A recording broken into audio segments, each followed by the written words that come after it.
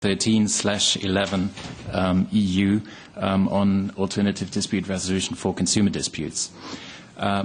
Madam Chair, the Directive 2013/11 EU establishes binding quality requirements for alternative dispute resolution procedures and the entities operating them, and its scope of application is limited to so-called ADR entities that have been notified to the Commission under this directive.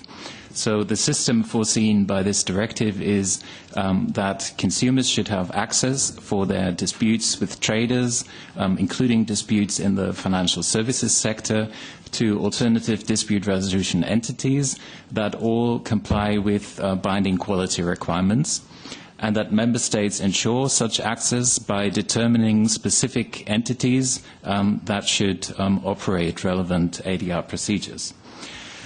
Now, Cyprus has notified one ADR entity, that is the Competition and Consumer Protection Service. As I have stated, the quality requirements of the ADR directive, including the requirement of the effectiveness of relevant procedures, that includes the necessity that relevant procedures, as a general rule, should be concluded within 90 days, applies only to listed ADR entities.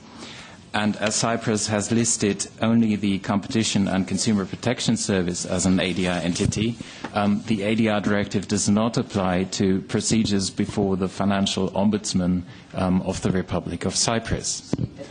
Consequently, any dissatisfaction of the petitioners with procedures conducted currently before the Financial Ombudsman cannot amount to a violation of Directive 2013/11/EU.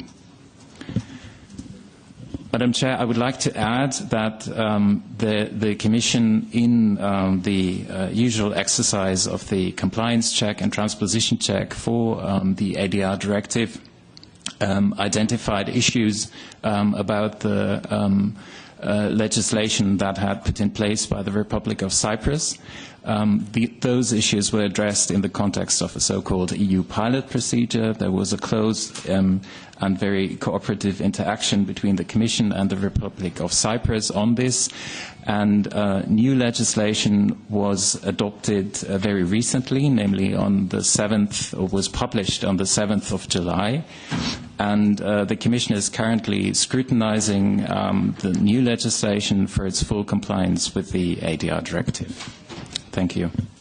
Thank you very much. And it raises so many questions. But now we will soon open the floor for colleagues to take the floor, but not now. First, I would like to invite the ESMA representative, Madame Verlo-Dignac, who is the head of Department Legal Convergence and Enforcement at ESMA. Please, the floor is yours. Thank you, Madam Chair, and thank you for this invitation. This matter has been indeed a serious concern for ESMA over the last couple of years. We received investors' complaints from all over the EU. We also received concerns from host supervisors. And therefore, to discuss this important matter, it is also equally important to have a good understanding of what can be done and by whom under the current legal framework. The Commission rightly reminded that EU bodies, whether the Commission or ESMA, have no powers to directly intervene in individual cases under the current legal framework. Then who can? Indeed, the national regulator, CySEC, is and remains in charge of authorizing, supervising and enforcing investment firms, including IronFx, in their jurisdiction.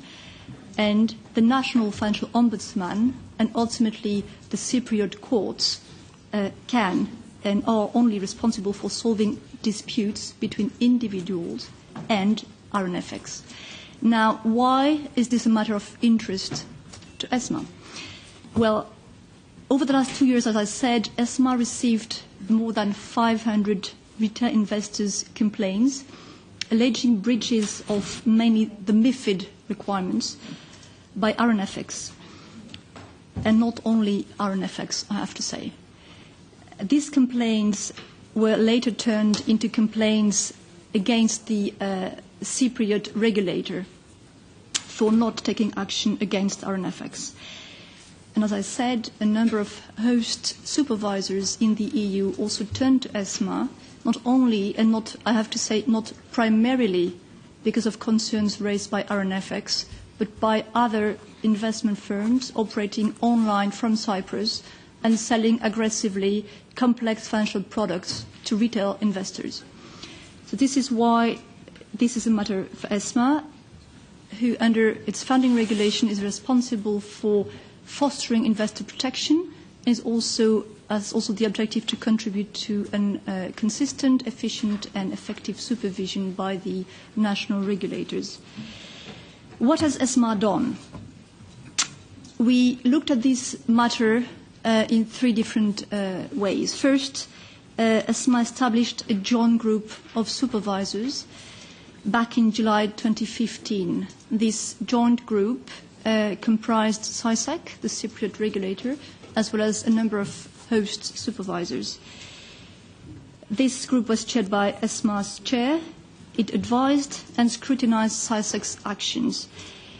This resulted immediately afterwards in on-site inspections being launched at what we call the 9 priority firms operating from Cyprus. This took place over summer 2015. It resulted in 8 sanctions taken over autumn and 1 withdrawal of license. Among those, IronFx was fined. The total amount of fines went above 2 million euros. After these first 9 priority firms, we then turned into scrutinizing another 11 set of firms from which concerns arose as regard investor protection. So we handled this matter from a supervisory perspective, being careful that only CySEC is responsible and is in charge of those firms operating from its jurisdiction, but putting pressure, scrutinizing, advising, and ultimately monitoring CySEC's actions. Second, we looked at this matter from a regulatory perspective, and ESMA established a dedicated task force comprising all national regulators of the EU to look at more particularly these complex products which comprise CFDs, contract for differences, CFDs, but also binary options and other complex products.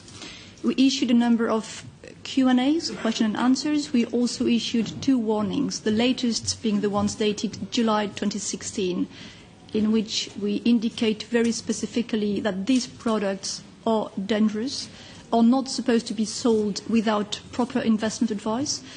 And so we just made this clear that these products can lead to severe losses.